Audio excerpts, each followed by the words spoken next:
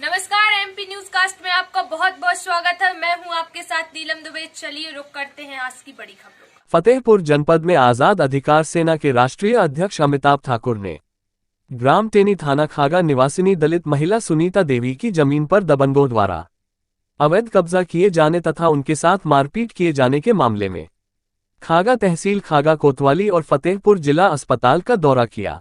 सबसे पहले खागा तहसील धरना स्थल जाकर पीड़ित परिवार वालों द्वारा किए जा रहे धरना स्थल पर गए और तहसीलदार खागा ने धरना स्थल पर आकर मामले में न्याय दिलाए जाने का आश्वासन दिया।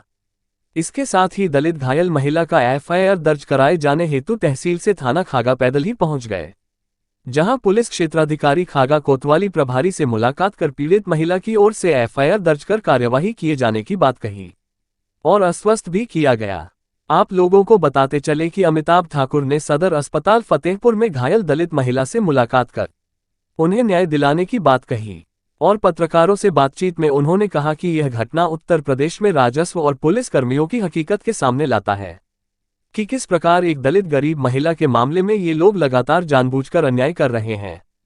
और अमिताभ ठाकुर ने मौजूदा उत्तर प्रदेश सरकार को पूरी तरह पुलिसिया राज होने का आरोप लगाते हुए कहा कि सत्ता के दबाव में उत्तर प्रदेश पुलिस विपक्षियों और विरोधियों के खिलाफ ताबड़तोड़ कार्रवाई कर रही है और सत्ताधारी पार्टी के लोगों का लगातार बचाव किया जा रहा है। आइए सुने क्या कहा आजाद अधिकार सेना के राष्ट्रीय अध्यक्ष अमिताभ ठाकुर ने। आप देख रहे हैं MP news cast. Uttar Pradesh प्रभारी संजय पटेल की कवरेज फतेहपुर से। कोई दिक्कत नहीं है, क्योंकि न्याय करेगा। लेकिन सर, मैं ये पूछ रहा हूँ कि ऐसे केस में जिसमें एक दलित महिला कह रही है कि मुझे मारपीट हुई, वो अस्पताल में भर्ती है और कुछ नाम दे रही है, तो सर ये क्या करे इसका एफआईआर मैं आपसे जानना चाहता हूँ। यथा स्थिति है बनाए रखा जाए। सरकारी कागज के अनुसार 19/1 को इनको ये काबिज हो गए हैं, तो अपने सरकारी कागज का अनुपालन करा दीजिए। अब आप ये तो मानेंगे नहीं कि नहीं मैं इसमें झूठ लिखा था, क्यों? नहीं सर, तो हम मान ही रहे हैं। हाँ, तो आप इनका कब्जा करा दीजिए, इसीलिए कि कम से कम तो उस पर जो सरकारी कागज कह रहा है उसका पालन हो, या आपके सरकारी कागज मैं जो जितना समझ पा रहा हूँ मैं कह रहा हूँ, बाकी आप से नहीं है। अगर होते तो उसको बहुत पहले मिल गया होता।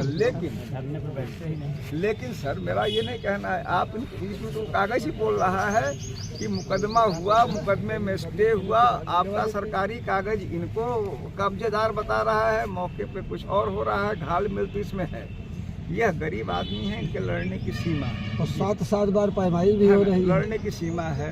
तो इतना भर मेरी गुजारिश है, अगर आप कहेंगे आप अभी आज ही इतना भर कि भाई जितना भर में उसने एक्चुअल स्ट्रक्चर बना लिया, जैसे उसने बना हुआ है, उतना को तो आप गिराएंगे नहीं, क्योंकि अगर भाई निर्णय हो जाएगा नहीं, उसको भी आप ऐसा है, अगर वह किसी भाई वाली विपक्षी पार्टी के नेता का तो उसको तो आप गिरा देते हैं, लेकिन उसको आप गिराएंगे नहीं उसको उसको आप छोड़ दीजिए। लेकिन उसे ठीक बाहर इनको काबिज करा दीजिए, ये नहीं चाहते हैं। बाकी की जो जमीन है उसमें इसको काबिज करा दीजिए, इतना करा दीजिए। इससे हम लोग सहमत हैं जी। इसमें आप क्या सहमत हैं? सहमत है सर, तो हम लोग आप, लेकिन हमारा अनुरोध है कि ये जाएंगे अभी तो आज ही किसी को भेज के कराएंगे। हम जा रहे हैं इसी पर ये बोलने के लिए। मेरा नाम अमिताभ ठाकुर है, मैं आज़ाद अधिकार सेना का राष्ट्रीय अध्यक्ष हूँ। खागा में मेरे आने का जो प्रमुख कारण था, यहाँ एक अत्यंत गंभीर संदर्भ चल रहा है। सुनीता देवी हैं ग्राम टेनी के, वो दलित महिला है, गरीब महिला हैं। उनके ज़मीन यहाँ के, उनके एक पड़ोस में एक व्यक्ति, जो हमारी जानकारी और जितनी मैंने मौके पे तथ्य देखे हैं, केवल और केवल धन बल के रसूख से उनकी ज़मीन पर कब्जा किया। तहसील कर्मियों ने उसमें जानबूझ के उनको अपेक्षित सहायता नहीं की, लगातार उनका मामला टाला गया। वो उनको कई बार यहाँ धरना प्रदर्शन करने को बाध्य होना पड़ा। इसी बीच उनकी पिटाई भी हुई, थाने में उनकी एफआईआर नहीं हुई है। मैं अभी तहसीलदार से मिला तहसील में, यहाँ सीईओ और इंस्पेक्टर साहब से मिला, दोनों ने आश्वासन दिया है। हमारी यह मांग है कि इनकी तत्काल एफआईआर, चूँकि वो उनकी मारपीट हुई है, दलित महिला है, गरीब है, तत्काल एफआईआर दर्ज हो, मुलजिम गिरफ्तार हों। ये पुलिस से हमारी मांग है। सीईओ साहब ने आश्वस्त किया है कि एफआईआर दर्ज होकर कार्रवाई होगी। तहसील में तहसीलदार को मैंने कहा है कि जितना हिस्सा उनका है उतना पूरे पे काबिज हो, स्वयं उनके रिकॉर्ड बताते हैं कि इनको हमने काबिज करा दिया, उसका पूर्ण पालन हो जाए। उस पर तहसीलदार ने भी कहा है कि उसका जो उनके रिकॉर्ड में जितने अभिलेख इनको दिए जा चुके हैं लैंड दिया जाएगा।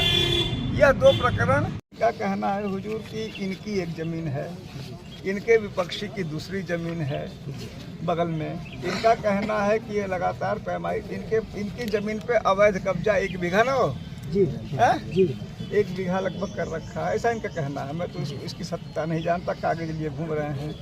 यह सच्चाई है कि आपके पास बार बार आ रहे हैं जी सर। हाँ, नहीं सर, और यह भी खुद भी मान रहे हैं कि 7 बार इन 7 दिनों में आपने पैमाइश के लिए भेजा। ओके, एक कागज दिखा रहे हैं जिसमें ये कह रहे हैं कि 19 तारीख को आपके साथ 18 को आपके साथी गए भी आपके। और यह अब समस्या सिर्फ यह है कि इनका निस्तारण होना चाहिए। मतलब या तो गलत है तो इनको मुंह पर आप बोलिए तुम झूठ गलत हो, क्यों?